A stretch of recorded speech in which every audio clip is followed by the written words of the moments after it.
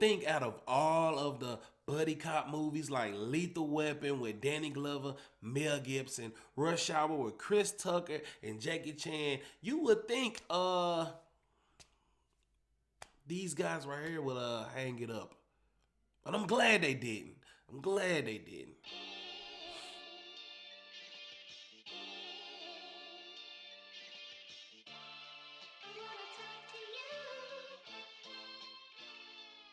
Yo, what up? It's your boy Black with Black TV. We'll give you reviews and hip hop news.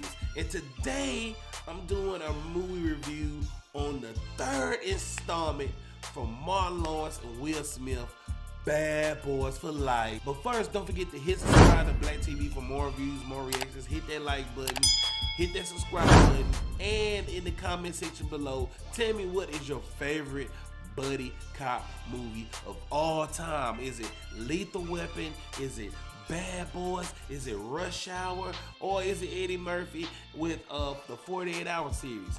Put that in the comment section below and let me know so we can have a conversation about it. So with that being said, let's go ahead and get started with Bad Boys for Life. I don't know why they call it For Life. You know, I will figure they would save that for the fourth installment, but old school cops Mike Lowry and Marcus Burnett team up to take down this vicious leader of a Miami drug cartel, newly created elite team ammo of the Miami Police Department, along with Mike and Marcus to go against this ruthless Armada armies. And I must say, going into this movie, I didn't really know anything about the plot details, but I must say I was curious just because it was a third Bad Boys film. And this movie is directed by Billy Falah and Ali Arbi. I'm gonna just put their names right here because I can't pronounce their names. First of all, what I actually like about this movie is that the storyline is pretty damn good. I mean, I will actually admit that out of the three films, this storyline right here might be the best out of all the three. And it actually brings more to the character's background as far as the whole trilogy in the Bad Boys trilogy. But you know, this might be the most impactful story out of the three movies. And even though this movie isn't directed by Michael Bay, which did the other two Bad Boys films, the directors that did this film did it pretty well as far as filming it. Like it's more of like an homage to the film that Michael Bay did on Bad Boys 1 and 2.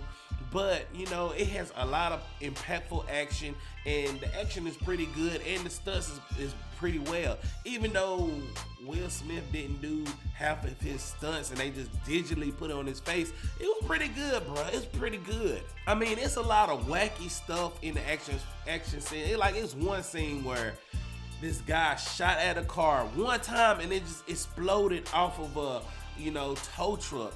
But I like that kind of action, just the wacky kind of action to where you shoot a car one time and it just blows up everywhere. And as far as Will Smith and Martin Lawrence, they did an awesome job. The chemistry is still there. The comedy is still up to par. And I will say I like this movie. I like this movie more than I expected walking into it. And what I also like about this movie is that it's a lot of surprises in this movie. I'm trying not to spoil it, but it's a lot of surprises to where you like, oh my God, that happened? Oh, wow. Oh, yeah, it was that pretty spectacular, man. But what I actually don't like about this movie is that, I didn't like the conclusion that how the movie came about. Like, it could have had a better ending than what it was. Like, you could see what was going to happen a mile away, and then it set it up for another Bad Boys film. That's just a pet peeve of mine as far as in films. Like, if you're gonna let's just see what this movie does before you set up an actual sequel at the end of the movie. Like, you don't know if this movie is gonna flop or not, but it did that. And the ending, I was like, okay, let's roll with it and see where it actually goes.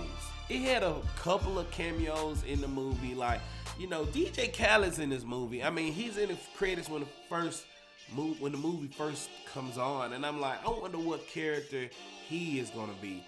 And I must admit, like, his character was really useless. It's not too much that I don't like about this movie. I just really highly recommend you go see this movie. If you like Bad Boys 1 or 2, go ahead and check this out. Go ahead and go see this movie. But the most important question is, what do you think of Bad Boys for Life? Do you like it? Do you hate it? Do you think they actually should have made another Bad Boys film or not? Put that in the comment section below and let me know. And until next time on Black TV, I holla. Next time on Black TV.